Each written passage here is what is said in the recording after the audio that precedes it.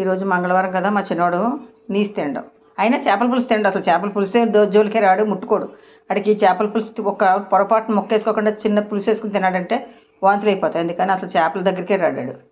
అందుకు వాడికి ఏం చేశానంటే, ఇది పుణుకుల పులుసు, పప్పు మామిడికాయ, చపాతి విత్ ఆనియన్.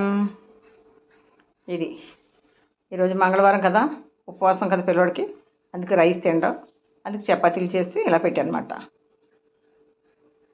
మా లక్కీగాడు మా ఆయన గారు లోపల చేపల పులుసు వేసుకుని చపాతీలు తింటున్నారు. అది చూసారు ఎలా ఊగిరిచేస్తుందో, తలుపు తీయమని.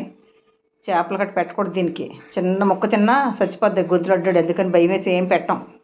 చూడండి అది మా ఆయన గారి కోసం ఎలాగా వెయిట్ చేస్తుంది అక్కడ. ఇది అనమాట మా చిన్నోడు డిన్నర్. ఇది లైక్, షేర్, సబ్స్క్రైబ్. నమస్తే.